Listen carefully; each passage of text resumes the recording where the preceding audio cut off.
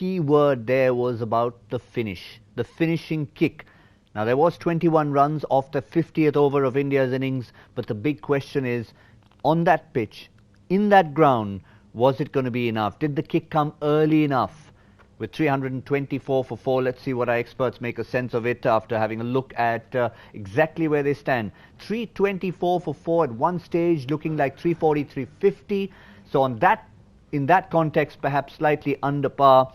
Overall, we felt that this is the kind of score that would be par on this pitch. Look at Dhoni at the end, 48 off 33, and a few big blows from a man who's not on that scorecard, that is Kedar Jadhav. But the platform was laid by Rohit Sharma and Shikhar Dhawan. Harsha, Bhogle and Zaheer Khan in the studio. Harsha, close to your prediction, but let's forget our predictions. We like to have a bit of fun in the studio. Just because I'm close, you want to forget the prediction. No.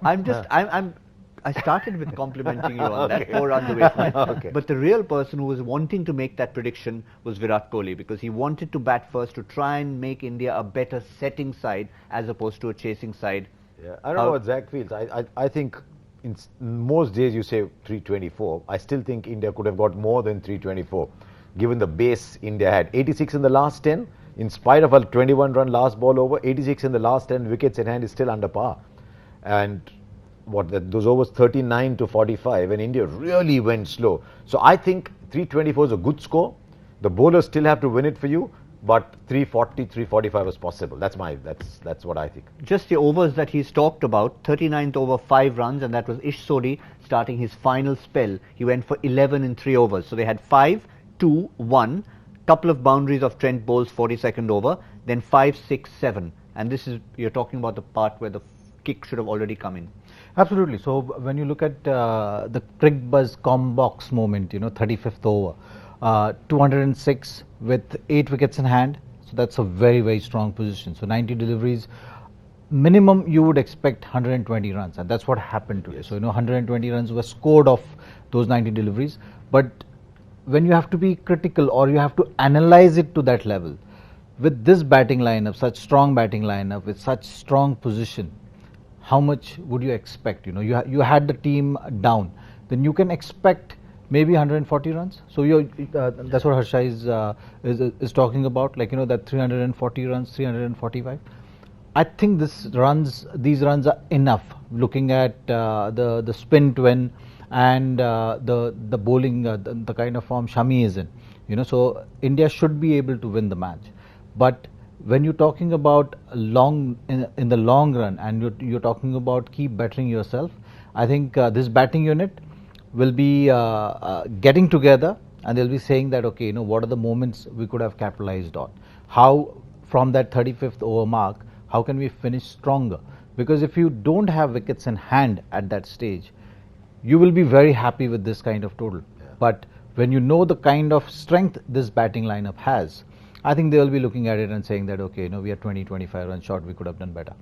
And out of those last 86 that we're talking about, 35 came in the last 2 overs and a few boundaries at the end. We had a bottom edge, we had one just left by the keeper, a key catch drop, which should have been taken by Colin de Grandhomme's big hands. So you're saying India lucky to get a 324.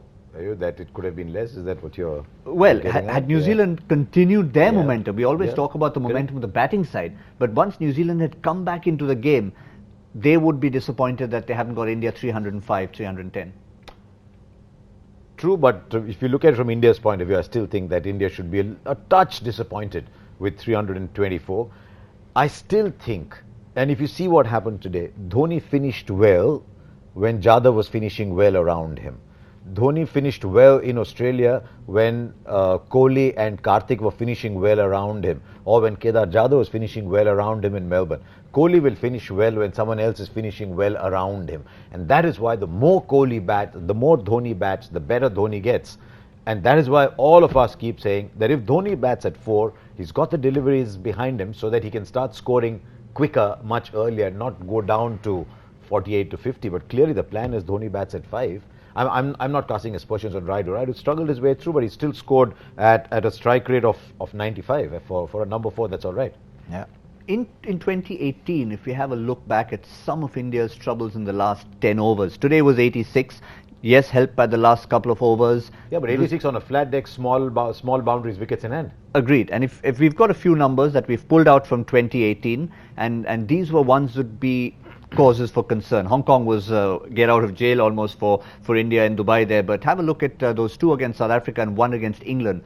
Under pretty much 60 or under in the last 10 overs, lost wickets, and again, they had a platform. If you look at 230 for 4 and 219 for 3, you'd be very disappointed with those finishes. Look, when you put these numbers in perspective with today's match, you know, maybe the thought process has been that no matter what, you have to have two batters in.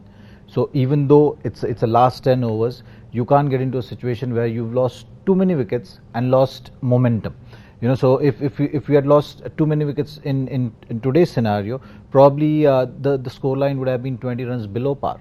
So the thought process has always been revolving around getting to that par score, and that's why we've seen this this calculated risk kind of a scenario. Because if you look at the end of the innings, you know, you have MS Dhoni strike rate at close to 150, and you have Kedar Jadhav having that fantastic last over and getting it to 220. So maybe these numbers are suggestive of that fact that how the team discussion with regard to batting has been and approaching those last 10 overs has been that in that column of wickets, there have been too many wickets in the last 10 overs. And that's something which they've been consciously trying to avoid. Maybe you're right. Maybe they don't want to lose wickets because maybe they think we don't have, if we lose wickets, then 8, 9, 10, 11. We don't have a lot of batting 8, 9, 10, 11. So let's not lose wickets in sort of 39, 40, 41. Let's not lose too many wickets so that we can finish at the end. And while that's a slightly conservative approach, given your weakness, it's ensuring that you're a little short. As Zach said, 324 might still win you the game. Yeah. And 324 is a good score, make no mistake. Don't judge 324 against whether it's a good score or a bad score. Just 324 against the situation the top three delivered to you. Given what top three delivered to you, 324 is a little short. Or you go by Ian Chappell's logic. Every time you ask him, what's a good score on that pitch? He'd say one run more than the opposition scored.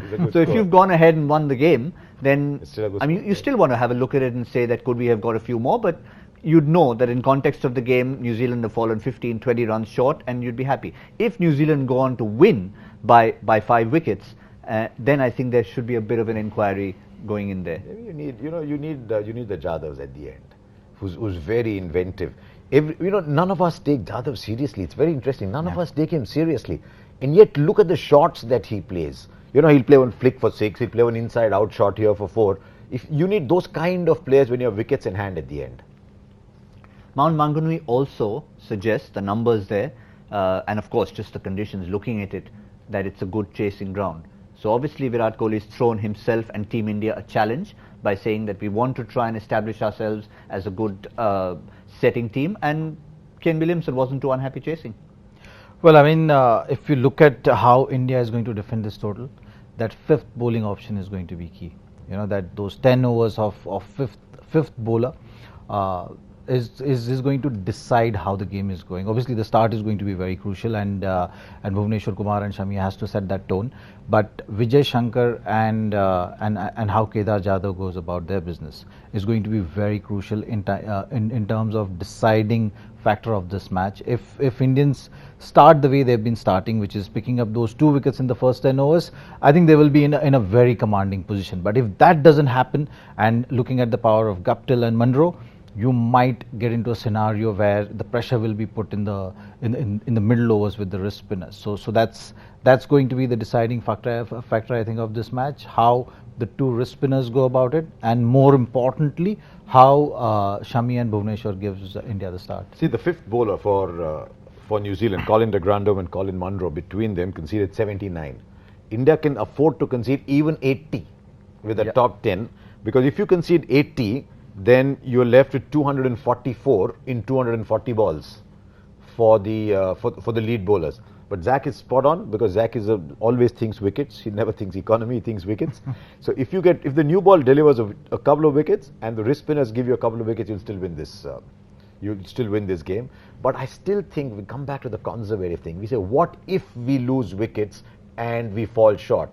Suppose you say, what if we don't lose wickets? Then the 324 becomes 340. On the odd day, if you lose wickets, the 324 will become 310 or 300. So it's interesting on whether you think, what if we lose wickets or what if we don't lose wickets? But there was a big talking point there, because when Colin de Grandhomme came to bowl his last couple of overs, obviously he got hit in the first of his two to finish. Then they gave him a break, came in at a crucial stage, gave only 6 runs in that over, and that 79 could have become 90, because you were looking at, are they going to attack him? But that's probably just the stage when the two finishers hadn't got into their groove. Yeah, and you know what else is going to happen now? You're going to pick Hardik Pandya for the third game, right? So Vijay Shankar is a batting all-rounder. You'll see how he can bowl, but you don't know how he can bat, because he doesn't get to bat. One of the problems with India at the moment is the top 3 or 4 are so good that even Bhuvneshwar, who can bat, but how often, when was the last time you saw Bhuvneshwar bat? So they're just not getting enough game time to bat, and so there's a fear that number 8 downwards there's no runs. Yeah. It's also, I mean, let's while we talk about a lot about the finishing, let's also remind you that you can't really have a good finish if you haven't had a decent enough start, if you haven't had that platform for the big overs to come at the end. And another reminder of what Rohit Sharma and Shikhar Dhawan have done at the top. And there you go, that was a partnership, 154 of 152 balls. There were patches when maybe the New Zealand bowlers came back well and bowled well between the 14th and the 18th overs, but certainly that's really where it all starts. 6 and over, no, Zach? You take 6 and over from your opening Yeah, partner, absolutely. I think these two have been so consistent. You know, they've been the main reason of success. You know, when it comes to start, and we've been giving enough emphasis on how important the start is. You know, be it batting or bowling, and when you have a pair which has been so consistent at the top order, you know what is the mindset of any opponent who is playing against these two. You know, they've always been on defensive. You know, they've been giving such a good start, and these numbers are like, I think every third inning you will see that a 100-run partnership has been made. So 14 times they've had a century stand. Yeah, but they're always one of the two is always scoring. I mean, Rohit and Virat have had ridiculous 2018s. Yeah. They have the kind of 2018 where you close your eyes and say, "Yeah, what do I want?" You'll write it for yourself. And Shikhar has had a fantastic 2018, which is not looking that great because of these other two. He's averaged 47, 46, 47. He scored a lot of runs. His strike rate's gone up. So finally, we're getting to a situation where our top 3 are so good that they're maybe ending up weakening 4, 5, 6, or not getting enough game time. I don't know. It's just a hypothesis. But you don't want to be critical, but having by his own humongously high standards, you talked about 2018 and the year the skipper has had. If you look at his last 3 innings, particularly for someone who's lethal when he gets to 30 and the opposition's worried. 47, 45, 43, his last 3 innings. You know, it's almost something he'd want to look at it and say, what happened? Yeah. I don't know. I mean, most batsmen would take that. Yeah. Right? You would. Human. But again, I'm just talking about his high standards. But what he's also done is he's ensured that when he comes into bat, India have not lost 2 wickets either, right? So he's got partnerships going. Let's look at the partnerships. Where does Virat come in today? 154 for 1. Rohit Sharma gets out at 172. He takes a score 236. But you're right to the extent that you judge Virat in different scales because he's Virat Kohli. He gets out at 236 in the 40th over, and there's a slump for 5 or 6 overs after that. If Virat was batting there, that slump would not have happened. Yeah, but you get out. It's cricket. From New Zealand's perspective, just having a look at their bowling, there was a point where you said Lockie Ferguson has really been their standout bowler. Yes, that last over has kind of spoiled his figures, but you know, the pace that he generates could be a bit of a double-edged sword, and that's really what happened towards the end. 10 overs for 81. Remember, we talk about the 5th bowler going for 79? Your lead bowler in that sense, along with Trent Boult, went for 81 in his 10 overs. Yes, I think you have to judge a bowler's performance based on the conditions, and today's conditions are not that easy. So how you've created that impact on the game, I think both Trent Boult and Lockie Ferguson have been fantastic with the ball. They are the one who have kept India at this power score, even though the numbers might not suggest that way. But there were phases of the game after 15 overs, Lockie Ferguson bowled those 3-4 overs, you know, where he really put pressure on Rohit and Shikhar both around that time, and you saw that phase off. You know, when you have such a game, when you're talking about a possibility of 350, 360 runs, and you restrict the team around par score, I think you've done well as a bowling unit. The fifth bowler was a concern, which is the figures are suggesting of that. So even though Indian batsmen have been putting pressure on the bowlers, New Zealand bowlers have done well to stay in the game right through and through, because you're talking about last over going for 21 runs. So you take those 21 runs out and it's 300 runs. Yeah. So even on a tough wicket, tough conditions, they have maintained themselves in the game. Look at his last 2 overs. There's a catch put down. There's a boundary that went below the keeper's gloves. It's funny how, I guess, over a 50-game career, these games even out. These things even out. That one day you bowl badly and you have a good game. But today he's gone 10 overs, 2 for 81. But he's given you 2 wickets. He's given you the wicket of Raidu and Rohit Sharma. He could have had the wicket of Dhoni. On another day, he could have bowled exactly the same and finished with 4 for 60. So this thing. Also, a quick word about Ish Sodhi. We don't often talk about a bowler when he hasn't taken a wicket, but he's bowled 39, 41 and 43, 3 overs for 11-second spell, and finished with under 50 in his 10. I mean, look at this. Zach, we're talking at 6.48 innings run rate. He's gone at 4.3. Yeah. What more do you want? And that too, when you have someone like Rohit Sharma who is not giving you any margin there, just short of length, and you latch onto it. So that's something. Is that suggestive though? That the spinners great. bowled 10 overs 43. India have 20, maybe 24 overs of spin. India have maybe 24, 25 overs of slow bowling. Yeah. Yes, and that's 20 overs of wrist spin to come with the opposition who don't play it as well as India do. So that's certainly going to be a factor when it comes to this run chase. 300 has been the talking point. New Zealand against Sri Lanka had to put on stiff totals there to keep Sri Lanka at bay. We talked about Thisara Pereira briefly. 371, 319 they defended. When India A played, they chased twice in excess of 300. So we know that really is the kind of par you're talking about on the surface. It's set up well, isn't it? It's set up well. The batsmen have laid the platform, but it's up to the bowlers to win India the game. Yeah. And maybe the Ish Sodhi's figures are suggestive of that fact. And after the game, maybe in the hindsight, New Zealand think tank must be thinking how important was that Santner's decision of leaving him out of the playing 11, because his replacement has been Grandom, and Grandom has gone for 8 over 62. Now he has to really make it up with batting, because that's what the emphasis has been given on.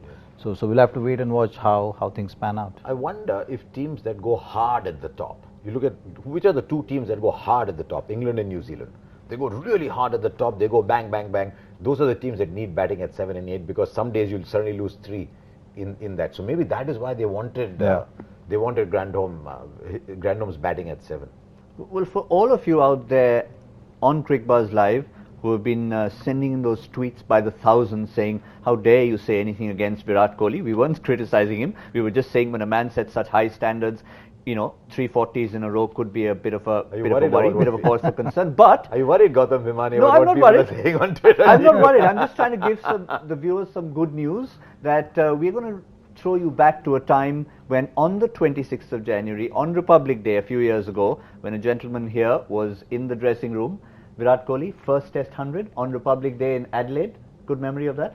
It was followed by the Perth 90, I think. He scored 90 in Perth. He got runs in Perth. Yeah, runs in Perth, and then he was close to 100. He was so badly wanting to get to that first 100, and it happened.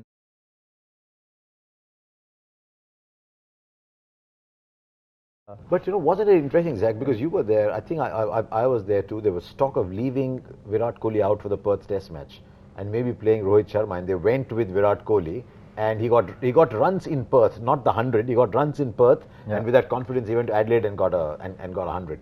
It was borderline. If you look at, I think how many he got, he didn't get too many in the first two. In the first 2 Test matches, I think. My memory is not. Yeah, the first 2 Test Melbourne, but I think he was. Also, remember, this is 2011. He didn't play the 2012. 2011. Yeah. 11, 12. He hadn't played the Test matches in England because his debut in West Indies as a Test player hadn't been great. And then he came. He didn't have the first 2 Test matches. They kept faith in him for the Perth Test. He got a few runs there and then got 100 in Adelaide. Yeah. I mean, it's Australia Day also, apart from Republic Day, so that's how they have a I didn't say it, there. you did. No, they have a game there on that day. Of course they always have an India-Australia game in Adelaide. In Adelaide, either an ODI or a Test match. But interestingly, I mean, at that time, you remember, look at that. It always looks a little bit different. A lot different. A lot different. He was not into fitness those days that much. and he's taken things to another level after that. You can see the chubby cheeks are there, and now you have a chiseled This was face. the good Chandni Chowk ke chole ladka. But given Chandni how Chowk much, ke chole ladka. I know today we are playing in ODI, I know it's the year of the World Cup, but given how much emphasis he himself has placed on India as a test team and himself as a test player, that day in Adelaide, 26 January, would have been a defining moment for him. Getting that test 100 out of the way and knowing that, well, it's as many to follow. Absolutely. I think the importance of test match cricket has been ingrained in all this generation, thanks to all the Fab Four as we've been talking about. You know, you have Sachin, you have Lakshman, you have Dravid. They have I such. thought you were talking about Kumble, Harbhajan, Zaheer as a Fab Four. No, that's the all-rounders list which you're going through. We need not talk about the all-rounders right now, but I think that was very important. So you have such high benchmarks set by your experienced cricketers, the seniors who have led the way. I think that's something which drives everyone in terms of making that achievement, because end of the day everyone knows that Test cricket is the highest level of cricket. Where as bowlers you have all the freedom to exploit the weaknesses of the batsman. So as a batsman you want to prove yourself in different conditions, different situations and scenarios to make that stamp of authority in terms of accomplished player. You can deal with any kind of scenarios and situations. But could you sense that when we know Virat Kohli's reactions on the field, sometimes more exuberant than most, but when he came back in, was there still a feeling of that achievement, not just for him but for the team as a whole, knowing that okay, this is a stepping stone for this man? No, he was so disappointed in Perth, and that's something which was always the case with him. He's such a driven guy. He always had these milestones, and he would passionately chase them. So that's something which has always been the case with Virat, and that was just the beginning of what we've been seeing in the last 7-8 years. Yeah, it's a good game to bring up actually. What would have happened to Virat if he had finished that tour of Australia? I mean, he would still have been a great player. There's no doubt.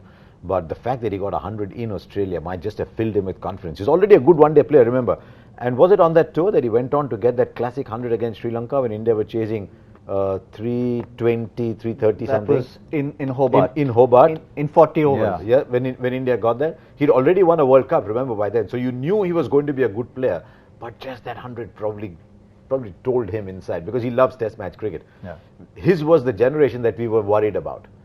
Post Virat Kohli, will people love Test match cricket? And what Virat Kohli is doing for Test match cricket is so good, because Virat Kohli is telling the next generation also, the IPL T20 generation, that you must aspire to Test cricket and not just be happy playing white ball cricket. So I guess one good example of that generation, one of them being Rishabh Pant. You probably would have imagined him being in the David Warner mold, coming into from essentially blossoming from T20 cricket. Initially, you wouldn't have ever imagined him even in the white clothes going out there and scoring 100. And now he's in the ICC Test match 11 of the ICC Test Team of the Year. Rishabh. Yeah. But it's interesting, for someone who's not in this team, we were listening to the commentary from there as well, for someone who's not been picked for this team, we're talking an awful lot about Rishabh Pant. And I thought he'll play all 5 games against English Lions. My gut feel then, Zach, was that they've left him out of this team because you're the marginal player to go and bat maybe number 4 for India A against England A, get 5 games there and go to New Zealand and play the... Did he bat at number 4? He didn't play the first 3 games. He only played the last 2 games. Okay. He hasn't played the first 3 games, yeah. Anyway, we'll see. Yeah, it's interesting that we can keep chatting about Rishabh Pant. It just shows that when you're knocking on the door, you haven't been forgotten. But at the moment, it's, New Zealand who are going to be knocking on the door of chasing that 325.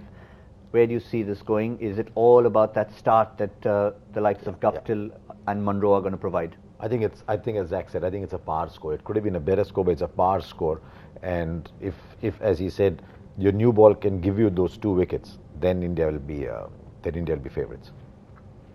I think it's 70% in India's favour for sure, purely because of how the bowling form has been for Indian bowlers and the bowling unit, the way they've been stacking up. So I think even if they don't pick up those early wickets, how they've been picking, and instead of 2 they might just pick 1 today, but they will still have the commanding position in the game because of those 20-25 overs. Ish Sodhi's figures are suggestive of that fact that spinners might be able to play a better role in this match and have a greater impact on the game. And as Indian bowling unit, you have 3 spin options, so that's something which should be a deciding factor, and that cushion which is there with the Indian team right now. Yes, Zaheer Khan's talked a lot about those 2 wickets to be taken up front in those first 10 overs. I reckon we'll have a very good idea of where this match starts or stands when we come for Cricbuzz Combox in the 15th over, because if New Zealand by that time are 80 without loss, it's going to be one story. On the other hand, if they're 55 for 2, it could be another story altogether. But that's the beauty of this game. We'll see you at Cricbuzz Combox and, of course, wrap it all up at the end when we return for Cricbuzz Live. Thank you, Harsha. Thank you, Zaheer. Thank you. See you guys soon.